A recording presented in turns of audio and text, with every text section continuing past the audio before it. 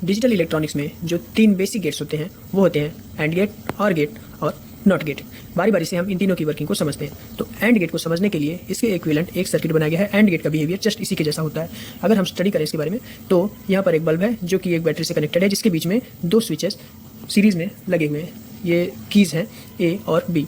अब हम बारी बारी से इनपुट्स को देखते हैं और फिर आउटपुट देखते हैं क्या आता है। अगर हम किसी केस में ए और बी दोनों स्विच को ऑफ रखें, मतलब कि हम 0 दे रहे हैं, तो 0 अगर देते हैं दोनों पे, ये भी ऑफ, तो सर्किट कंप्लीट ना होने की वजह से करंट नहीं फ्लो करेगा, तो हमें आउटपुट क्या मिलेगा? 0।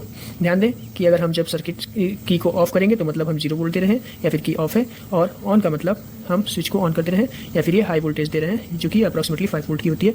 तो अगला केस हम लेते हैं कि इसको हम 0 करते हैं, इसको 1 करते हैं। तो इस केस में ये करंट यहाँ तक तो फ्लो होगी, लेकिन आगे सर्किट ना कंप्लीट होने की वजह से करंट नहीं फ्लो करेगी, तो हमें आउटपुट 0 मिलेगा। अगले केस में हम इस स्विच को बंद कर देते हैं और ये ओपन रखते हैं, तो इस केस में भी करंट नहीं फ्लो करेगा, तो आउटपुट हमें 0 मिल जाएगी।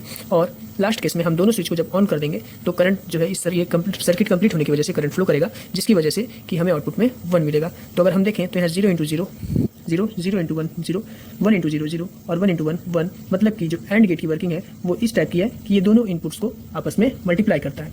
ठीक उसी प्रकार से और गेट को समझने के लिए हमारे पास जो सर्किट डायग्राम है वो सिमिलरली इस तरह है। और गेट ठीक इसी की वर्किंग पर चलता है। यहाँ पर अगर हम इनमें से किसी भी एक स्विच, दोनों स्विच को जब बंद करेंगे तो सर्किट इनकम्प्लीट होने की वजह से यहाँ पर करंट नहीं फ्लो करेगी, तो बल्ब ऑफ रहेगा।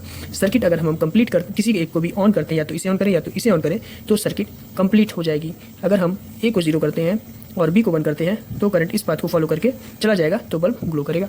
अगर हम नीचे वाले को ऑन करें और ऊपर वाले को ऑफ करें तो भी सर्किट कंप्लीट होने की वजह से बल्ब ग्लो करेगा, और हमें आउटपुट में 1 मिनट मतलब बल्ब ग्लो कर जाएगा।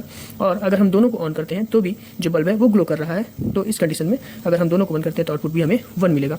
अगर हम इस ट्रुथ टेबल से देखें तो हमें 0 0 के केस में 0 मिला है, 0 1 के केस में 1, 1 0 के केस में भी 1 और 1 1 के केस में भी 1 मिला है। मतलब हम सिंपली ये कह सकते हैं कि और गेट जो है वो दोनों इनपुट्स को ऐड करता है, तो इसके आउटपुट को y = a + b लिखा जा सकता है।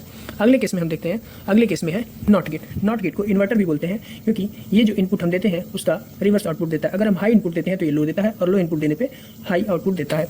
इसका सर्किट डायग्राम कुछ इस प्रकार से समझा जा सकता है। यहाँ पर अगर हम इस की को ऑन करते हैं, 1 इनपुट देते हैं, तो यहाँ पर इस पाथ में रेजिस्टेंस कंप्लीट होने की वजह से करंट इस पाथ को नहीं फॉलो करेगी, जिसकी वजह से जो बल्ब है वो नहीं ग्लो करेगा, तो आउटपुट हमें 0 मिलेगा। अगर हम इसकी को ओपन कर दें तो ओपन करने की वजह से यहाँ पर करंट फ्लो नहीं हो पाएगा इस ब्रांच में, तो करंट को इस पाथ को फॉलो करना पड़ेगा, जिसकी वजह से ये करंट ग्लो कर जाएगा, तो इस बार ये बल्ब जल जाएगा। तो इस प्रकार हम सर्किट डायग्राम्स की मदद से तीनों गेट्स की वर्किंग को समझ सकते हैं।